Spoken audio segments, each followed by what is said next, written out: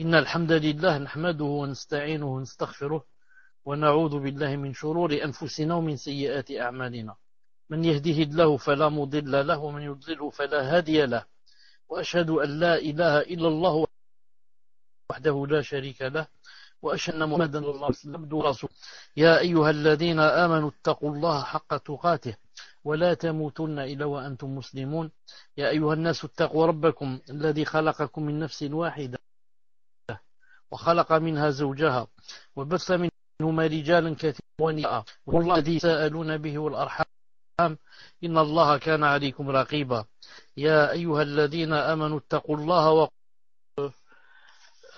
on parlait d'association, de polythéisme, on a vu l'association dans l'adoration, on a vu l'association dans les actes, aujourd'hui on va voir l'association dans les paroles, et il y a l'association dans les volontés et les intentions. Ibn al-Qayyim alayhi rahmatullahi ta'ala a dit, reconfirmez-moi que vous m'entendez bien. Alhamdulillah. Figure parmi les formes d'association à Allah Azza wa Jal, le shirk, le polythéisme dans les propos, comme le serment par autre que lui, Azza wa Jal. Ainsi que l'a dit le prophète sallallahu alayhi wa sallam, lorsqu'il a dit dans un hadith authentique, il a dit, celui qui jure par autre qu'Allah aura associé.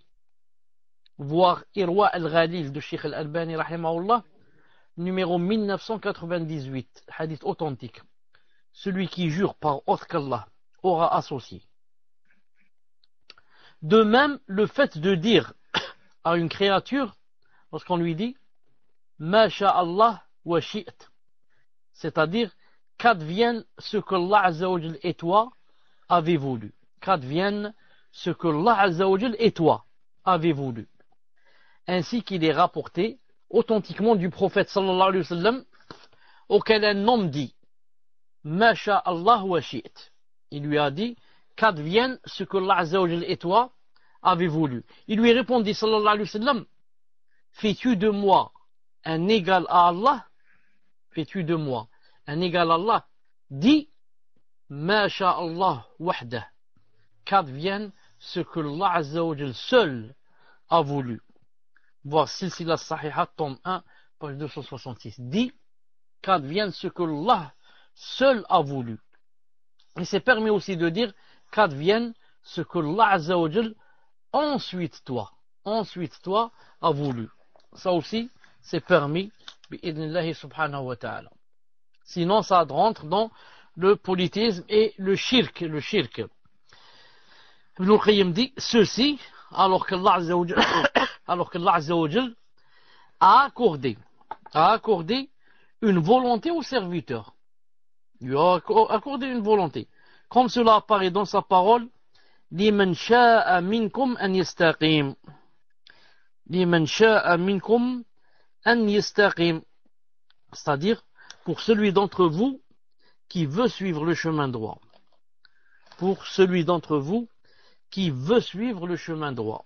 Donc, Allah Ta'ala a dit que celui d'entre vous qui veut suivre. Donc, il nous a donné une volonté. On veut des choses, et on fait des choses. Alors, que dire de celui qui dit je me fie à Allah et toi? C'est-à-dire, tawakkaltu ala Allah wa alayk. Tawakkaltu ala Allah wa alayk. Les savants ont dit, ce n'est même pas possible de dire tawakkaltu ala Allah thumma alayk. Ce n'est même pas possible de dire je me fie à Allah ensuite à toi. Parce que le tawakkul ne peut être qu'à Allah Azza wa Jal. Je me fie à Allah, c'est tout. Ou alors il dit je dépends d'Allah et toi. Ça c'est du shirk. Ou alors il dit je n'ai qu'Allah Azza wa Jal et toi. Beaucoup de gens disent ça. Je n'ai qu'Allah Azza wa Jal et mon mari. Je n'ai qu'Allah Azza wa Jal et mon travail. Et comme ça. Ça c'est du shirk. Ou alors il dit cela vient d'Allah et toi. Cette chose, cette ni'ma vient d'Allah et toi. C'est du shirk. Ou alors Cela provient de la bénédiction d'Allah et de la tienne. Cela provient de la bénédiction d'Allah et de la tienne. C'est du shirk. J'ai Allah dans les cieux et toi sur terre. J'ai Allah dans les cieux et toi sur terre. C'est du shirk. Par Allah et la vie d'un tel. Par Allah et la vie d'un tel. C'est du shirk. C'est un vœu pieux. C'est un vœu pieux pour Allah et un tel. C'est un vœu pieux pour qui? Pour Allah et un tel. C'est du shirk. Je me réponds à Allah et un tel. Je me réponds à Allah et un tel. C'est un shirk. J'espère en Allah et un tel. Shirk. Et d'autres choses semblables. Ibn al-Qayyim rahimahullah ta'ala dit, compare ses propos à ceux de celui qui a dit, qu'advienne ce que Allah Azza wa Jal et toi avez voulu. Puis, vois ce qui est le plus ignoble. Alors tu constateras que le premier mérite plus que le prophète alayhi salam lui adresse cette parole. Car si le second a fait de lui un égal à Allah, le premier qui n'a jamais approché le messager alayhi salam en quoi que ce soit, et peut-être même, et peut même compter parmi ses ennemis, en a fait un égal au Seigneur de l'univers. Ensuite il dit, la prosternation, l'adoration, la confiance, la récipiscence, la piété, la crainte, le repentir, le vœu pieux c'est nadra en arabe, le serment, la célébration de la gloire, de la grandeur, de l'unicité de la louange d'Allah, la demande de pardon, le rasage de la tête par soumission et adoration, la circonvolution autour de la maison sacrée et l'invocation, tout cela est le droit exclusif d'Allah Azza wa Jal. Il n'est pas valide et il ne convient pas que cela soit voué à un autre que lui Azza wa Jal, qu'il s'agisse d'un ange rapproché ou d'un prophète envoyé. On amena un homme qui avait commis un péché au prophète alayhi salam, et lorsqu'il fut devant lui, il dit, oh Allah, je me repens devant toi et je ne me repens pas devant Muhammad. Le prophète salam alors aurait dit, il a reconnu son droit à celui qu'il mérite. Cheikh Al-Albani a cité ce hadith dans Silsila Da'ifa numéro 3, 1862, en montrant que c'est un hadith faible.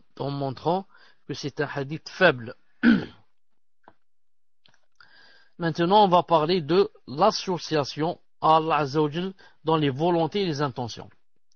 On venait de parler de l'association dans les propos, dans les paroles. Mais maintenant, on va voir l'association à Allah dans les volontés et les intentions. Les volontés et les intentions. Vous écrivez le titre, Inch'Allah? Vous l'avez écrit. Quant à l'association à Allah Azza wa Jal dans les volontés et intentions, c'est un océan sans rivage. C'est un océan sans rivage. Tellement grand. Et peu en sont épargnés. Celui qui vise à travers son acte autre que le visage d'Allah, ou bien porte une intention autre que le fait de se rapprocher de lui et d'obtenir sa rétribution, aura associé dans son intention et sa volonté. Tout ça, bien sûr, c'est dans l'adoration. La sincérité d'ikhlas consiste à ne viser qu'Allah Azza wa Jal à travers ses propos, ses actes, ses volontés et ses intentions. Et c'est la voie de droiture d'Abrahim alayhi salam, qu'Allah a commandé à tous ses serviteurs et desquels il n'accepte aucune autre voie. Elle est la réalité de l'islam. Allah Ta'ala dit dans le Coran, sourate Ali Imran, verset 85, وَمَنْ يَبْتَغِي غَيْرَ الْإِسْلَامِ دِينًا فَلَنْ يُقْبَلَ مِنْهُ وَهُوَ فِي الْآخِرَةِ مِنَ الْخَاسِرِينَ. Et quiconque désire une autre religion autre que l'islam ne sera point agréé, et il sera dans l'au-delà parmi les perdants. Parce que il y a même des juhal parmi les musulmans qui disent que chacun sa religion. Je dis le chrétien, il a sa religion, le juif a sa religion, et comme ça. Et nous on a l'islam. Donc il fait croire aux autres qu'ils sont sur la vérité et la droiture. Et que ce n'est pas obligé d'être en islam, d'être musulman. Non, mais il va même citer quelques versets en ce sens comme ça. Comme le verset où Allah Ta'ala a dit, par exemple, La ikraha fid din. Il n'y a pas de contrainte en religion. Alors que ce verset-là, Ali Imran 85, est très clair. Et quiconque désire une religion autre que l'islam, l'islam dont le prophète, c'est qui? C'est Muhammad alayhi salatu salam, le dernier. Alors, il ne sera point agréé, et dans l'au-delà, il sera parmi les perdants. Il sera parmi les perdants. Naam. Il dit, hein, Ibn al-Qayyim rahimahullah ta'ala dit, c'est la religion d'Abrahim dont ne s'écarte que le plus grand des sots. C'est la religion d'Ibrahim dont ne s'écarte que le plus grand des sots. Il n'y a pas plus grand sot que quelqu'un qui n'adore pas Allah Azza wa Jal sur la droiture. Il n'y a pas plus grand sot que quelqu'un qui ne l'adore pas du tout, ou alors qu'il l'adore d'une façon fausse, comme les chrétiens, et les juifs, et les mazdéens, et les autres, et les bouddhistes, et je ne sais qui. Non. Il dit, maintenant on va parler de l'essence du shirk, son essence, l'essence du polythéisme. Après avoir pris connaissance de cette introduction, s'entr'ouvrira devant toi la réponse à la question mentionnée. Ainsi nous disons, et c'est d'Allah Azza wa Jal seul dont nous cherchons la justesse. Il dit, l'essence du polythéisme consiste en l'imitation du Créateur et l'assimilation de la créature à lui. Je répète, l'essence du polythéisme consiste en l'imitation du Créateur et l'assimilation de la créature à lui. C'est là le véritable anthropomorphisme, tashbih, et non l'affirmation des attributs de perfection par lesquels Allah Azza wa Jal s'est décrit et par lesquels l'a décrit le messager alayhi salam. Inverse donc celui dont Allah Azza wa Jal retourne le cœur, dont il aveugle la clairvoyance, qu'il rend confus, si bien qu'il considère le monothéisme comme étant de l'anthropomorphisme. Et l'anthropomorphisme comme une forme de vénération et d'obéissance. Subhanallah al-Azim. Certains, Allah Azza wa Jal leur a renversé le cœur, au point où le monothéisme, pour eux, c'est le tashbih, c'est le monothéisme, c'est l'anthropomorphisme. Et l'anthropomorphisme lui-même, c'est le monothéisme. Je prends le cas des Ahbash. Le cas des Ahbash, qu'Allah nous préserve, l'une des sectes les plus égarées qui se trouve de nos jours.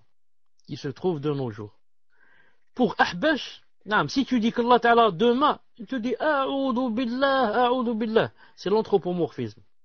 Allah Azza wa Jal rit, A'udhu billah. Allah Azza wa Jal descend au ciel du 7e au premier ciel de la dunya, chaque nuit. A'udhu billah. Allah Azza wa Jal a deux yeux, A'udhu billah, et comme ça. Il te dit, ça y est, Dieu, tu l'as fait ressembler aux êtres humains. Tu as dit, il a deux yeux, tu as dit, il descend, tu as dit, il rit, il se met en colère. Khlas, c'est un être humain. A'udhu billah. Donc pour eux, le vrai monothéisme, c'est-à-dire attester ce que Allah a attesté pour lui-même et attester ce que le prophète lui a attesté, ça devient de l'anthropomorphisme. Et quand tu enlèves Allah Azza wa Jal ses attributs de perfection, tu lui enlèves ses attributs de perfection, et bien sûr, tu as fait quoi? Tu as fait ikhlas, Allah subhanahu wa ta'ala, tu as fait du kufr, tu as enlevé les attributs qu'il s'est donnés. Donc ça, c'est ça le monothéisme pour eux. Que Allah subhanahu wa ta'ala nous préserve. Alhamdulillah pour cette ni'ma, qu'Allah Azza wa Jal nous ait donné la clairvoyance. C'est pour ça que tu trouves si tu rentres dans les sites des Ahbash, tu trouves la première des choses qu'ils te disent, attention à ce que tu suives Ibn Taymiyyah ou Ibn al-Qayyim ou bien Ibn Kathir, ou bien Albani, ou bien Fawzan, ou bien Cheikh Ben Moutaymin, et comme ça, ils mettent leurs photos et une croix rouge sur eux. Et Zama, une main comme ça, une main, comme quoi il te dit ceux-là, ces savants-là, font de l'anthropomorphisme. Ils disent qu'Allah Ta'ala a une main, yani comme notre main. Qu'Allah Ta'ala maudisse les menteurs. المهم Ibn Qayyim rahmatullahi ta'ala dit ainsi le mécréant assimile la créature au créateur en ce qui constitue une spécificité divine, comme le pouvoir de nuire ou de profiter. Ça c'est divin, ça peut pas être à une personne, ça peut pas donner à une personne. D'accorder ou de priver. Ce qui implique de lier l'invocation, la crainte, l'espoir et la confiance à Allah Azza wa Jal seul. Bien sûr, quand on l'a dit ici, accorder ou priver, les choses que seul Allah Ta'ala peut donner et priver, comme accorder la pluie, accorder les enfants, accorder le risque, priver de la pluie, des enfants, du risque. Non, ce n'est pas donner à quelqu'un un livre ou lui donner de l'argent. Celui qui lie cela à une créature l'aura assimilé au Créateur. Et il aura assimilé celui qui ne détient pour lui-même ni tort, ni profit, ni mort, ni vie, ni résurrection, puis encore toute autre chose, à celui donc, il aura quoi? Il aura assimilé ces choses à celui qui possède tout le commandement, détient les rênes de toutes choses en ses mains et vers lequel tout revient. Ainsi, ce qu'il veut survient et ce qu'il ne veut pas ne survient pas. Personne ne peut retenir ce qu'il accorde et nul ne peut donner ce qu'il retient. S'il ouvre à son serviteur la porte de sa miséricorde, personne ne peut la refermer. Et s'il la maintient fermée, nul ne peut l'ouvrir. L'assimilation de cette créature incapable et indigente par essence à celui qui est puissant et riche par essence compte parmi les pires formes d'anthropomorphisme. Les pires formes d'anthropomorphisme et de shirk aussi. Parmi les spécificités divines figure la perfection totale de tous les points de vue, qui n'est entachée d'aucune imperfection, de quelque point de vue que ce soit, ce qui implique que l'adoration lui soit vouée à lui seul, de même que la glorification, la vénération, la crainte, l'invocation, l'espoir, la récipiscence, le repentir, la confiance, la recherche d'aide, le summum de la soumission, de même que le summum de l'amour. La raison, la législation et la sainte nature impliquent que tout cela ne soit voué qu'à Allah Azza wa Jalla et à personne d'autre. Ainsi, celui qui en voue quoi que ce soit à autre que lui Azza wa Jalla l'aura assimilé à celui qui n'a ni semblable, ni pareil, ni égal, et c'est là le plus ignoble et le plus faux des anthropomorphismes. En raison de la gravité de la chose et du fait qu'elle englobe le summum de l'iniquité, c'est-à-dire l'injustice, Allah Azza wa Jalla a indiqué à ses serviteurs qu'il ne leur pardonnait pas, bien qu'il soit imposé, il se soit imposé la miséricorde. Allah Azza wa Jalla s'est imposé qu'il est miséricordieux, mais il pardonne. Mais malgré cela, il a dit, si quelqu'un fait le shirk, le grand shirk, et il meurt comme ça, je ne lui pardonne pas. Parmi les spécificités divines figure la servitude, établie sur deux pivots essentiels que sont le summum de l'amour et le summum de la soumission. C'est là la complétude de la servitude. Et les différents rangs des hommes en cela sont fonction de leurs différences concernant ces deux fondements. Celui qui donne son amour, sa soumission et sa sujétion à autre que lui Azza wa Jal aura assimilé cet autre en ce qui est le droit exclusif d'Allah Azza wa Jal. Il est impossible que cela ait été établi par une législation divine. Et l'infamie de la chose perdure en toute nature saine et en toute raison. Mais les démons, les shayatines, ont transformé la sainte nature et la raison. Les shayatines ont transformé la sainte nature et la raison de la plupart des gens. Ils les ont corrompus et les en ont écartés. Quant à ceux pour lesquels Allah Azza wa Jal a écrit la meilleure des récompenses, ils ont perduré sur la nature première, le fitra. Allah leur a envoyé ses messagers et leur a révélé ses livres en conformité avec leur sainte nature et leur raison. Et ainsi, ils ont fait croître lumière sur lumière. Comme a dit Allah Ta'ala dans le Coran, Yahdillahu li nourihi man yasha. Allah guide vers sa lumière qui il veut. Sourate An-Nur, verset 35. Sourate An-Nur, verset 35. Taïb. Vous m'entendez toujours? Alhamdoulilah. Sachant cela, la prosternation compte également parmi les spécificités divines. Une seconde. Sachant cela, la prosternation compte également parmi les spécificités divines.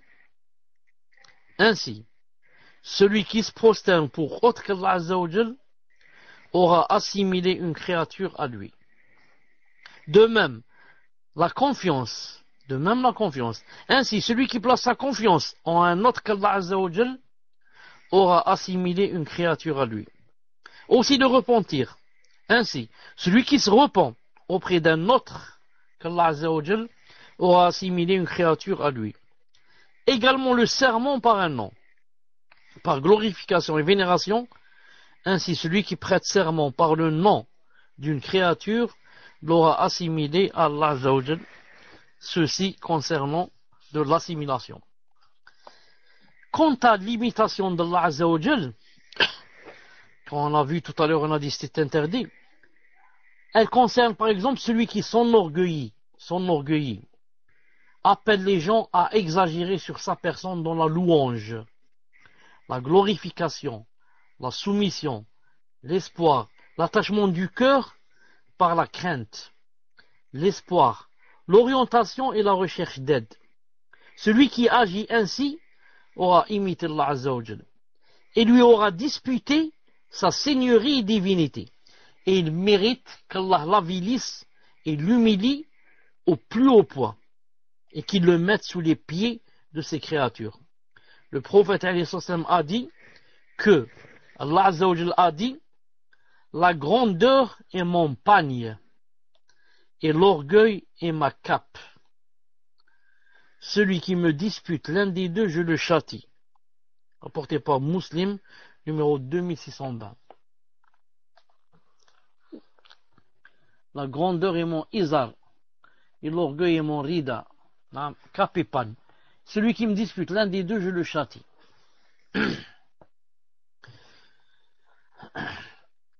Je dis, Ibn al-Qayyim dit rahimahullah, si celui qui façonne des représentations de sa main, dessine et façonne des représentations de sa main, compte parmi ceux qui auront le pire châtiment au jour de la résurrection, en raison de sa seule imitation dans l'œuvre.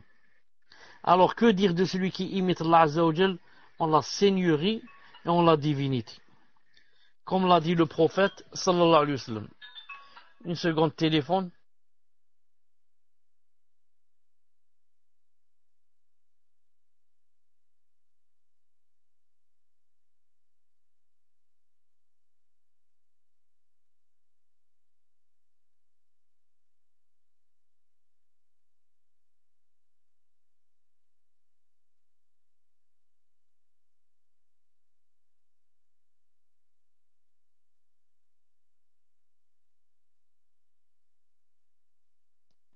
Donc je disais,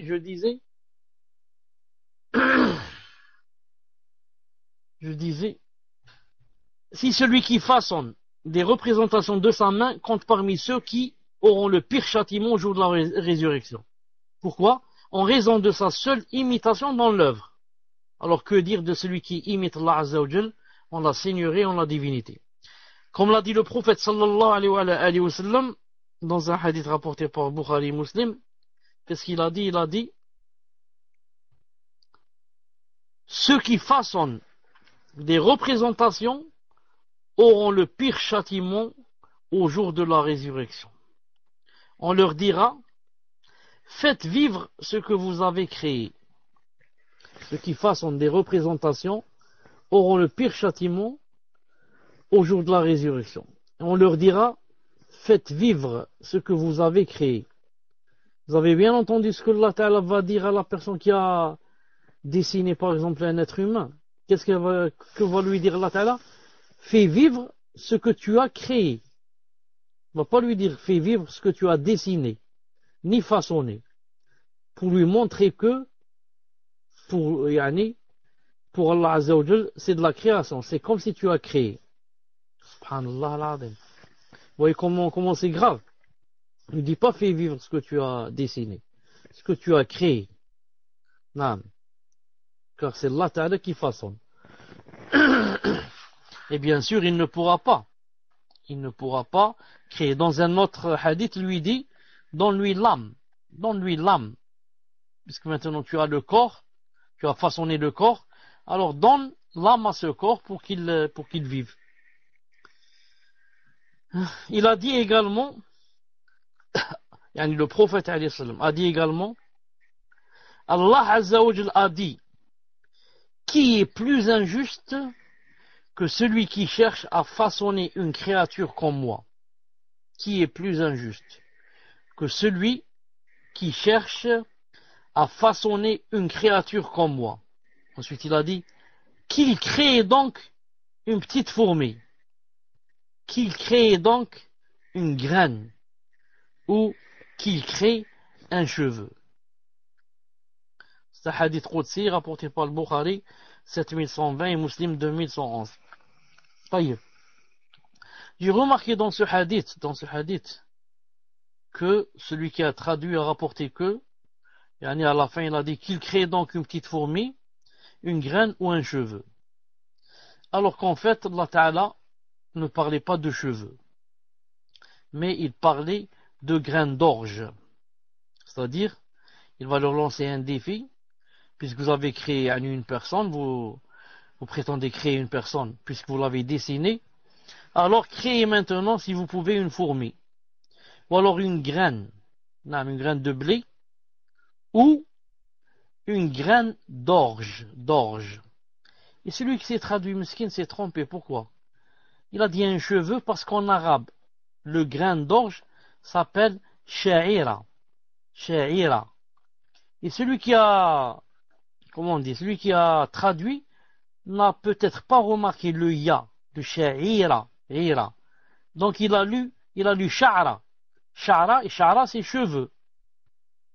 Donc au lieu de lire sha'ira, il a lu sha'ra. Donc, le hadith a dit grain d'orge et lui il a dit cheveux. En somme, c'est là la condition de celui qui cherche à imiter Allah Azza wa Jal dans la création d'une représentation. Alors que dire de la condition, c'est-à-dire que dire de lui arriver, que dire de la condition de celui qui l'imite en ce qui lui est spécifique dans sa seigneurie et divinité. De même, celui qui cherche à l'imiter en un nom qui ne convient qu'à Allah Azza wa Jal. Un nom qui ne convient qu'à Allah Azza wa Jal. Comme par exemple, Malik al-Moulouk, le roi des rois, le souverain suprême, et autres. Il est rapporté authentiquement que le prophète sallallahu alayhi wa sallam a dit dans un hadith authentique rapporté par le Bukhari 5253 et Muslim 2143 que le prophète sallallahu a dit le plus ignoble des noms auprès d'Allah Azza wa Jal est celui d'un homme qui s'est nommé roi des rois, alors qu'il n'y a de roi véritable qu'Allah Azza wa Jal. C'est là l'aversion et la colère d'Allah Azza wa Jal qui s'abat sur celui qui cherche à lui ressembler en un nom qui ne convient qu'à lui Azza wa Jal. Car il est le roi des rois et le seul souverain suprême, celui qui seul administre et règne sur tous les souverains. Naam. Voilà, Inch'Allah Ta'ala, pour le cours d'aujourd'hui. Le prochain cours, Inch'Allah Ta'ala, c'est la mauvaise opinion d'Allah. La mauvaise opinion sur Allah Azza wa Jal compte parmi les pires des péchés. La mauvaise opinion, avoir une mauvaise opinion d'Allah Azza wa Jal, ça compte parmi les pires des péchés. Et je n'ai pas voulu faire ça aujourd'hui parce que ça comporte 6 ou 7 pages. Non. Donc quand vous êtes prêts pour les questions, Inch'Allah Ta'ala, vous m'avertissez. سبحانك اللهم وبحمدك أشهد أن لا إله إلا أنت أستغفرك وأتوب إليك السلام عليكم